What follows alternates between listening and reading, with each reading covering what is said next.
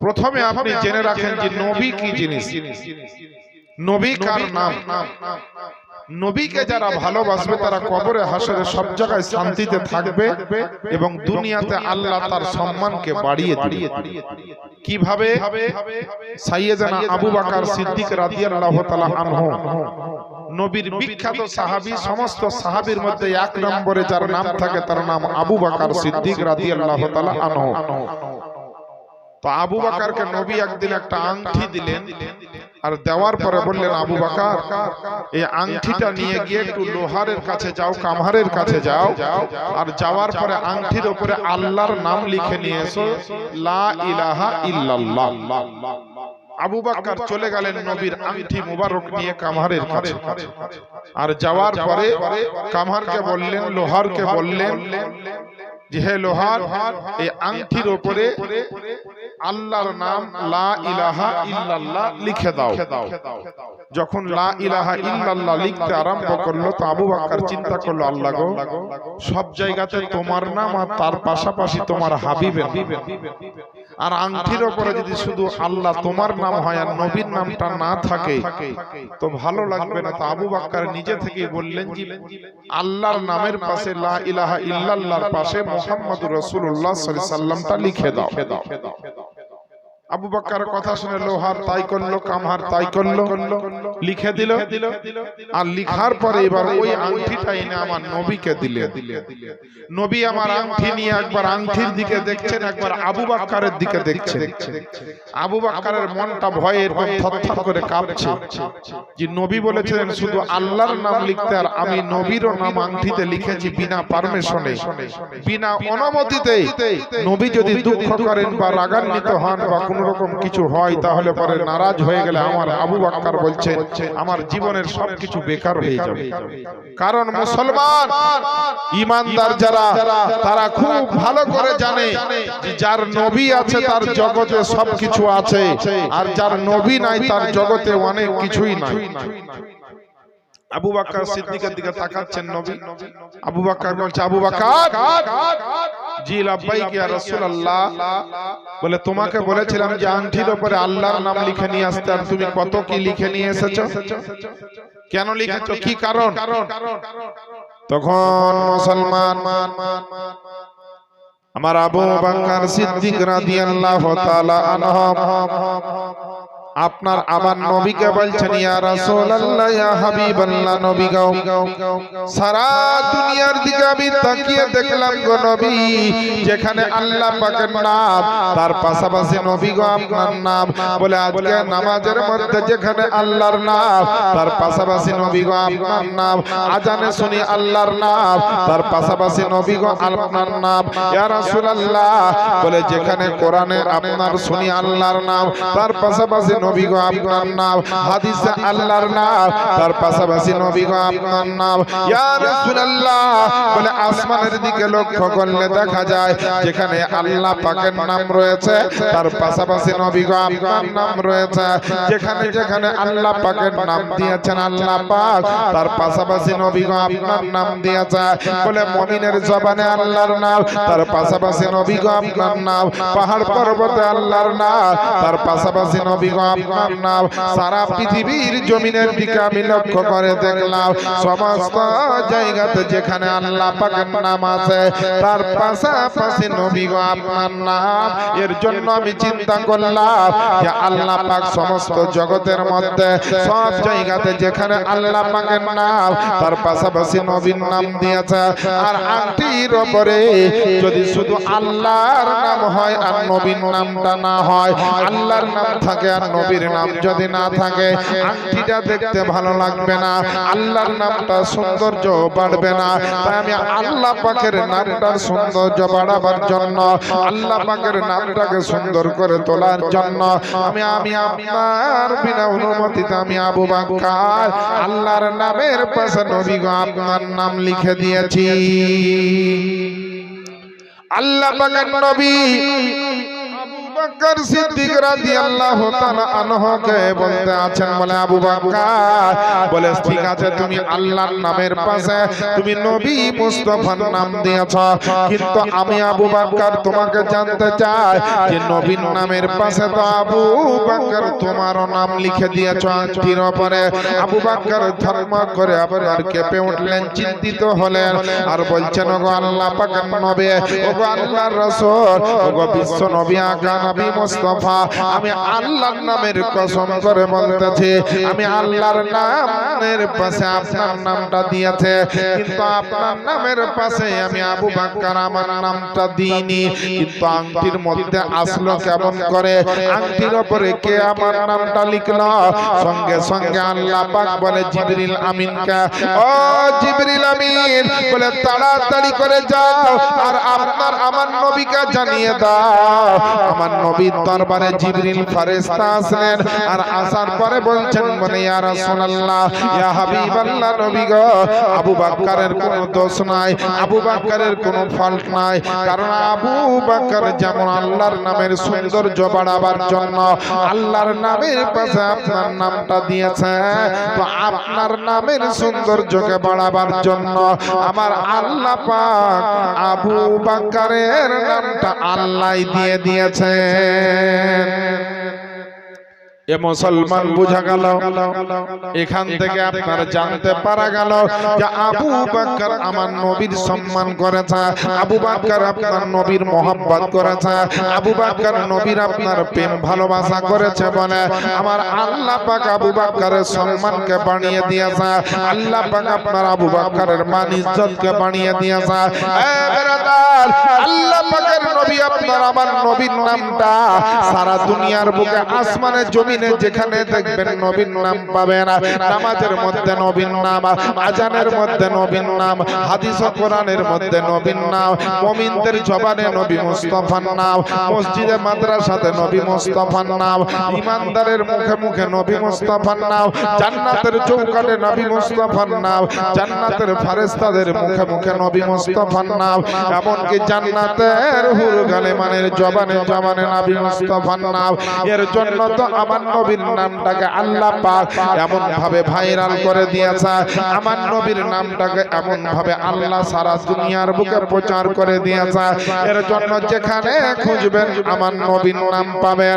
আমার সাইরে ইসলাম বলতে আছে কি শুনেন বাবা, কি বাতাসের টানে টানে,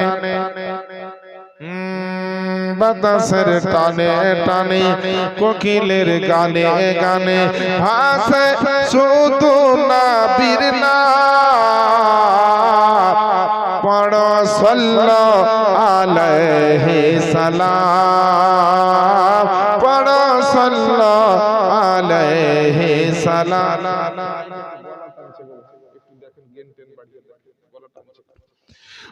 বাতাসের টানে টানে, কোকিলের গানে গানে, বাতাসের টানে টানে, কোকিলের গানে গানে ভাসে শুধু নবীর নাম, পড়ো সাল্লাল্লাহু আলাইহি সালাম, পড়ো সাল্লাল্লাহু আলাইহি সালাম। জোরে বলেন একবার সুবহানাল্লাহ। তুমি নিয়ে এলে মোদের কাছে আলো,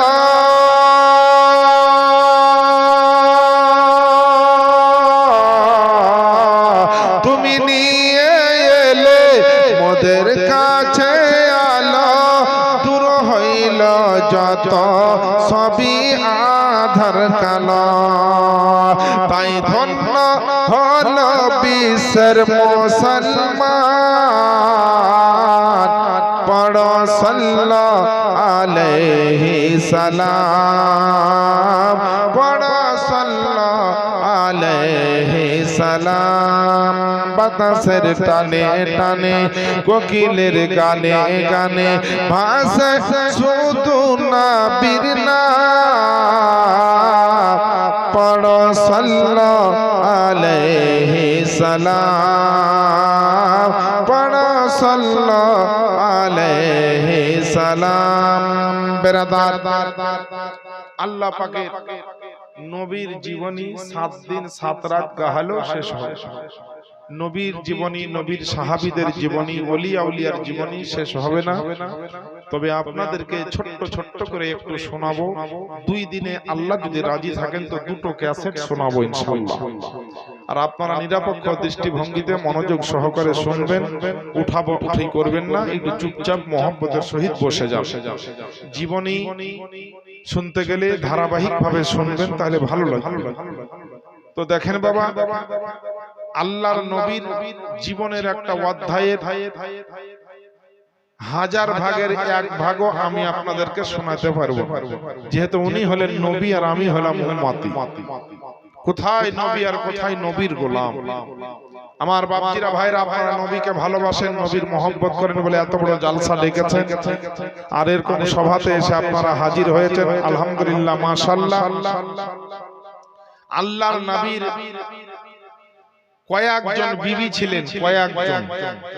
তার মধ্যে যেটা প্রথম বিবি, যার নাম হচ্ছে খাদিজাতুল কুবরা রাদিয়াল্লাহু তাআলা আনহা। নবীর সঙ্গে খাদিজার বিয়ে হওয়ার আগে ওই খাদিজার অন্য জায়গাতে 2 বার বিয়ে হয়েছিল। প্রথমবার খাদিজার বিয়ে হলো, স্বামী কিছুদিন পরে মারা গেল। অনেক ব্যথা বেদনা যন্ত্রণা সহ্য করার পর বেশ কিছুদিন পর আবার খাদিজার বিয়ে হলো। দ্বিতীয় স্বামী খাদিজার আবার মারা গেল। স্বামী যদি কোন স্ত্রীর মরে তো ওই স্ত্রীর কি অবস্থা হয়, যার স্বামী মরেছে তাকে জিজ্ঞেস করুন যে স্বামী হারার ব্যথাটা কত মারাত্মক ব্যথা, স্বামী হারার যন্ত্রণাটা কত মারাত্মক যন্ত্রণা, যার হারিয়েছে সেই জানে বাবা।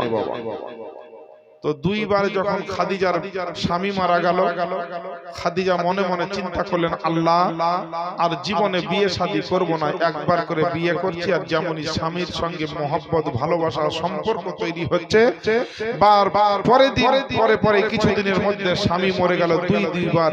আর 2টো স্বামী হারাতে গিয়ে আমি অনেক কষ্ট পেয়েছি, অনেক ব্যথা পেয়েছি, অনেক যন্ত্রণা পেলাম, আমি আল্লাহ আর বিয়ে করব না।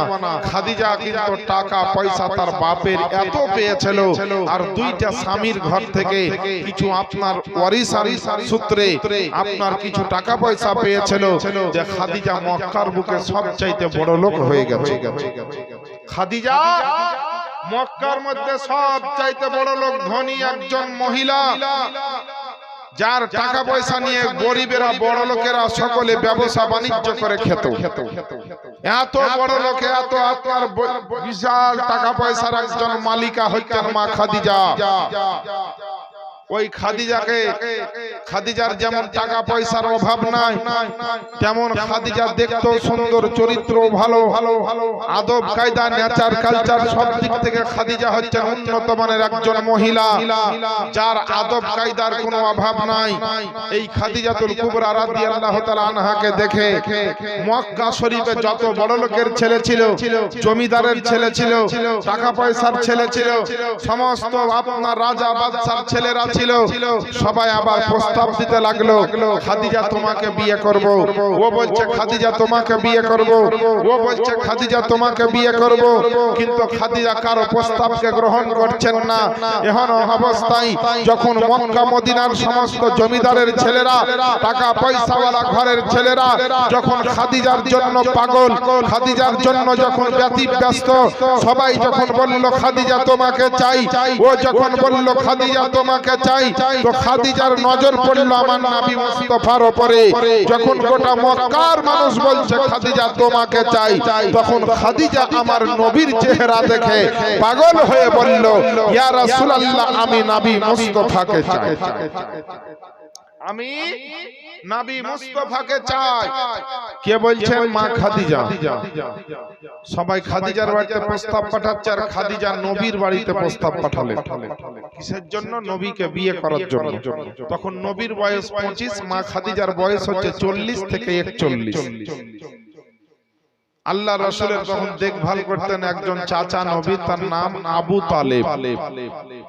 আবু তালেব এই প্রস্তাবটাকে দেখলেন, দেখার পরে বললেন প্রস্তাবটা খারাপ না, গ্রহণ করলে করা যায়।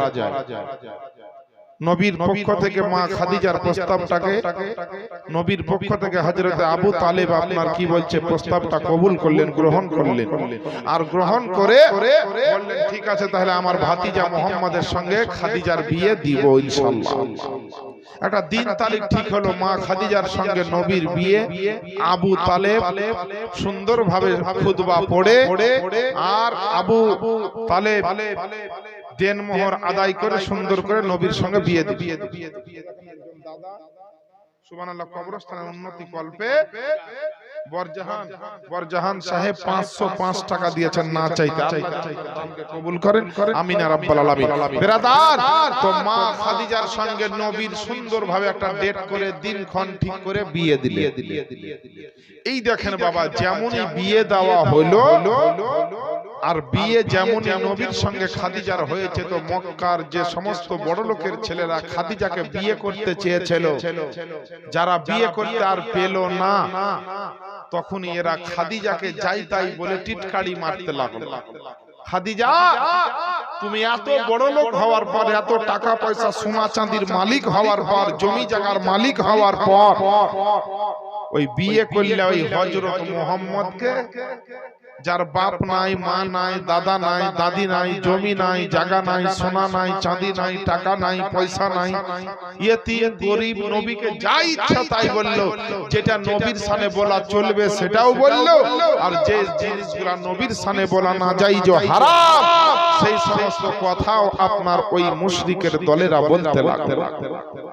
খাদিজা নবীকে এত মহব্বত করেছে, এত ভালোবেসে ফেলেছে যে নবীর বিরুদ্ধে কথাগুলো যখন বলছে, নবীকে বাপ নাই, মা নাই, গরিব, এটা সেটা, তখন খাদিজার দিলে কলেজাতে কিন্তু আঘাত হচ্ছে যে নবীকে আমি খাদিজা নিজের জানের চাইতে বেশি মহব্বত করি, সেই নবীকে তোমরা গরিব বলছো।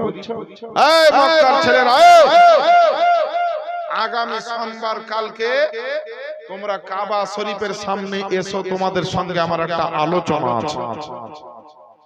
যত বড় লোকের ছেলে, জমিদারের ছেলে, টাকা পয়সাওয়ালা ঘরের ছেলে, এরা সুন্দর সুন্দর ড্রেস পোশাক পরিধান করে সোমবারের দিন সকাল সকাল কাবা ঘরের সামনে এসে হাজির।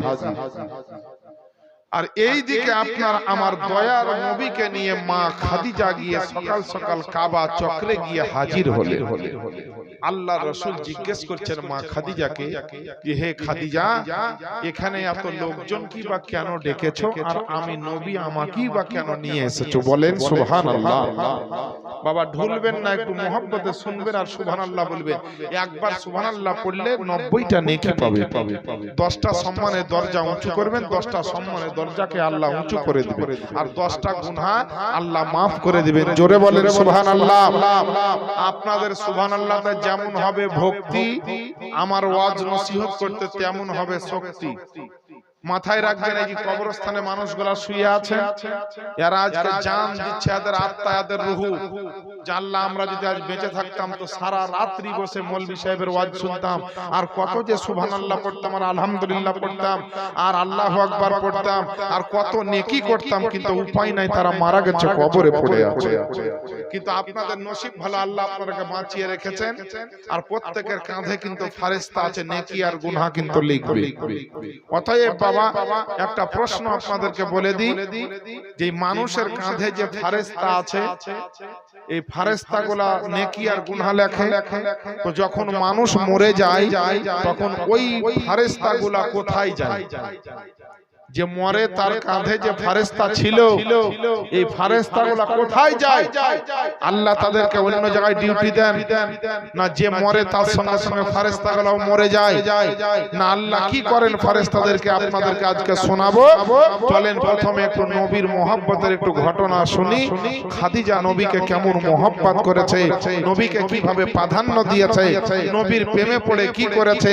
একজন মানুষ যদি নবীকে মহব্বত করে, একজন মানুষ যদি নবীকে ভালোবাসে, একজন মানুষ যদি নবীর প্রেমে পড়ে যায়, তার জীবনের বুকে, দুনিয়ার বুকে তার কাছে টাকা পয়সার চাইতে, ধন দৌলতের চাইতে, পিতা মাতার চাইতে, আল আওলাদের চাইতে, সব চাইতে বেশি দামি হলো আমার নবী মুস্তাফার মহব্বত। জোরে বলেন সুবহানাল্লাহ। মা খাদিজাকে নবী বললেন, খাদিজা এত লোকজন কেন ডেকেছো আর আমাকেই বা কেন নিয়ে এসেছো বলো। তো মুসলমান, আল্লাহ পাকের নবী আপনার আমার নবী যেমনই জিজ্ঞেস করেছেন, মা খাদিজাতুল কুবরা রাদিয়াল্লাহু তাআলা আনহা তখন বলছেন আপনার আমার নবীকে, বলে ইয়া রাসূলুল্লাহ ইয়া হাবিবাল্লাহ, বলে আজকে আপনাকে এখানে ডেকে এনেছি, এর জন্য আপনি যদি কোনো কষ্ট পান তো বিয়াদবি মাফ করবেন। ওগো আল্লাহ পাকের নবী, আমি আপনার খাদিজা আপনাকে আমার জানের চাইতে বেশি মোহাম্মত করে, আমার ধন দৌলতের চাইতে বেশি মোহাম্মত করে, আপনাকে আমি এত মোহাম্মত করি নবী গো যা মুখে প্রকাশ করতে পারবো না। যেদিন থেকে নবী গো আমি আপনাকে বিয়ে, আপনি আমাকে বিয়ে করেছেন, যেদিন থেকে আমি আপনার বিবি হতে পেরেছি, যেদিন থেকে আমি আপনার সহধর্মণী হতে পেরেছে, সেদিন থেকে এই মক্কার ছেলেরা বলে আপনাকে কেউ গরিব, কেউ আপনাকে ফকির বলে, কেউ আপনাকে ইয়েতিম বলে, কেউ আপনাকে আপনার কত না কি বলে। ওগো আল্লাহ পাকের নবী, আমি আপনার খাদিজা আমি সব সহ্য করতে পারে, কিন্তু আপনার বিরুদ্ধে কথা বললে পারে, আপনার বিরুদ্ধে কোন রকম আলাপ আলোচনা শুনতে পেলে আমি আপনার খাদিজা সেটা সহ্য করতে পারি না, সেটা আপনার বরদাস্ত হয় না। এর জন্য আমি মক্কার সমস্ত বড় লোকের ছেলেরাকে, জমিদার ঘরের ছেলেদেরকে এবং টাকা পয়সাওয়ালা ঘরের ছেলেদেরকে আমি আজকে এখানে ডেকেছি। আল্লাহ আল্লাহ, আপনার আমার নবী মুস্তাফাকে সামনে রেখে মা খাদিজাতুল কুবরা রাদিয়াল্লাহু তাআলা আনহা আওয়াজ দিয়ে বলতেছেন, বলে ও মক্কার সন্তানেরা, এ বড় লোকের সন্তানেরা শোনো, এ জমিদারের ছেলেরা তোমরা শোনো রে শোনো, বলে আমার নবীকে তোমরা এতিম বলছো, গরিব বলতে আছো, আমার নবীর সর্বহারা তোমরা বলতে আছো। আমার নবী এতিম গরিব নয়, আমার নবী হলেন দুনিয়ার সমস্ত এতিম গরিবের হলেন সাহারা। আমার আপনার নবী এতিম গরিবের আপনার সাহারা। আমার নবীকে গরিব বলা চলে না, আমার নবীকে এতিম বলা চলে না। ঈমান নাশক কথাবার্তা কেউ আমরা যেন ব্যবহার না করে। আল্লাহ আল্লাহ, আমার নবী মুস্তাফাকে মা খাদিজাতুল কুবরা বলছেন, ইয়া রাসূলুল্লাহ, আজকে তাদের দাঁত ভাঙা একটু জবাব দেওয়ার জন্য, তাদেরকে একটা প্রতিউত্তর দেওয়ার জন্য আমি আপনার খাদিজা এদেরকে ডেকেছি গো নবী। আল্লাহ পাকের নবীকে উপস্থিত রেখে মা খাদিজাতুল কুবরা বলছেন, বলে ও মক্কার ছেলেরা শোনো রে শোনো, ও মক্কার জমিদারের বাচ্চারা শোনো রে শোনো, আজকে তোমরা নবীকে এতিম গরিব বলছো, আমার নবী এতিম গরিব নয়, আমার এতিম গরিবের সাহারা হচ্ছেন আমার নবী। যার দুনিয়াতে কেউ নাই তার জন্য আমার নবী হলেন সাহারা, এতিম গরিবের হচ্ছেন আমার নবী হলেন মাওলা। এ মুসলমান, দুনিয়ার বুকে মনে রাখবেন আপনারাও, আমার নবী হচ্ছেন সমস্ত উম্মতের সাহারা, আমার নবী হচ্ছেন গরিবদের জন্য সাহারা, আমার নবী হচ্ছেন ইয়েতিমদের জন্য সাহারা, আমার নবী হচ্ছেন সমস্ত গুনাহগার উম্মতের জন্য সাহারা। আমার নবীর মতন দয়ালু দাতা পৃথিবীর জমিনে আপনি আর পাবেন না। আমার শাইর বলতে আছেন কি শোনেন, জি দয়ার নবী প্রেমের ছবি, তিনি তোমাদের সাহারা, তিনি তোমাদের সাহারা। বলেন না সুবহানাল্লাহ। যেমন টোটো চলে তো আপনাদের দিকে টোটো, তো টোটোর ব্যাটারি যেমন ডাউন হয়ে গেলে আর টানতে পারে না, তো আপনাদের প্রথম দিন মনে হচ্ছে ব্যাটারি ডাউন হয়ে আছে, হ্যাঁ একটু ব্যাটারিটা চার্জ করেন নবীর মোহাম্মতে বলেন সুবহানাল্লাহ। ঈমানে কালবে জবানে জং ধরাই, এই জং ধরা অবস্থায় যদি মরে কবরে চলে যান পরিস্থিতি খুব খারাপ হয়ে যাবে। এর জন্য বলবো কিছুক্ষণের জন্য একটু জাগ্রত হওয়ার চেষ্টা করুন। কি নাম আপনার? জনাব সবুর সাহেব 1 কুইন্টাল ভুট্টা আর 1000 নগদ টাকা তার আব্বাজানের জন্য দোয়া চেয়েছেন, দোয়া হবে। আরে নয়ার দয়ার নবী প্রেমের ছবি, তিনি তোমাদের সাহারা, তিনি তোমাদের সাহারা তাছাড়া হরদম গৌসে আজম দিচ্ছেন মোদের পাহারা দিচ্ছেন মোদের পাহারা আর ভারত রাজা আজমির খাজা ভারত রাজা আজমির খাজা তিনি তোমাদের নেগাহবান আমরা সুন্নি মুসলমান আমরা সুন্নি মুসলমান আমরা সুন্নি মুসলমান আমরা সুন্নি মুসলমান প্রয়োজন হলে নবীর প্রেমে প্রয়োজন হলে নবীর প্রেমে দিব মোদের জান আমরা সুন্নি মুসলমান আমরা সুন্নি মুসলমান আমরা সুন্নি মুসলমান আমরা সুন্নি মুসলমান বেরাদার ও আমার আব্বা জানেরা আম্মা জানেরা গো আল্লাহ পাকের নবীকে সামনে রেখে মা খাদিজাতুল কুবরা ওই সমস্ত মক্কার সমস্ত ছেলেকে বললেন এ মক্কার সন্তানেরা এই জমিদারের ছেলেরা টাকা পয়সাওয়ালা ঘরের ছেলেরা শোনো শোনো আজকে আমি খাদিজা আমার জীবনে যত টাকা পয়সা আছে আমার জীবনে যত ধন দৌলত আছে আমার জীবনে যত সোনা চাঁদি আছে আমার জীবনে যত আপনার জমি জায়গা আছে আজকে আমি আল্লাহ পাকের পবিত্র কাবা ঘরকে সামনে রেখে তোমাদের উপস্থিতিতে আমি আপনার খাদিজা আমার জীবনের যা যা আছে সমস্ত কিছু আমি নবীকে দিয়ে দিলাম সবকিছু আমি নবীর নামে করে দিলাম সবকিছু আমি নবীর নামে কুরবান করে দিলাম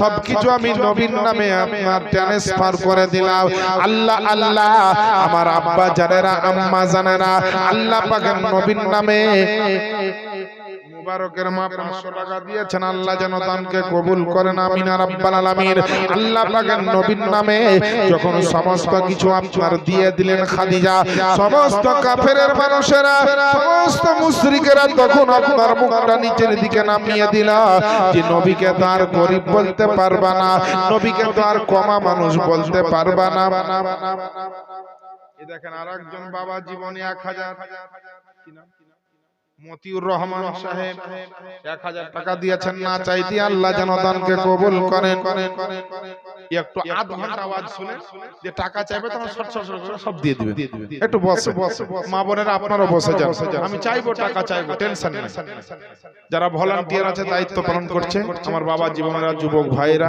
আপনাদেরকে অনেক ধন্যবাদ এরকম একটা নবীর সভা করার জন্য আল্লাহ যেন আপনাদেরকে কবুল করেন সকলের জন্য দোয়া হবে বলেন আমিন দেন যেটা নিয়ে এসেছেন দিয়ে দেন সাইমের মা এই দেখেন 500 700 স্বামীর জন্য দোয়া চেয়েছেন 700 ক টাকা মতো দিয়েছেন 6 টাকা 5 টাকা যাই আল্লাহ যেন দানকে কবুল করেন আমিন ইয়া রাব্বাল আলামিন ও মুসলমান আমার আব্বা জানেরা আম্মা জানেরা খাদিজা আপনার বলেছেন সব কিছু দিয়ে দিলাম আল্লাহ পাকের নবী আপনার আবার নবী জিজ্ঞেস করছেন খাদিজাকে দুনিয়ার বুকে এরকম বিবি আর কারো দেখা যাবে না কারণ স্বামীর নামে সব কিছু দিয়ে দিতে পারে আল্লাহ আল্লাহ বলছেন আমার নবী বলে খাদিজা সব কিছু তুমি আমার নামে দিয়ে দিলে তোমার জন্য একটু রাখলে না তোমার জন্য একটু ভাবলে না আল্লাহ আল্লাহ বজলুর রহমান সাহেব 1000 টাকা আল্লাহ যেন দানকে কবুল করেন আমিন ইয়া রাব্বাল আলামিন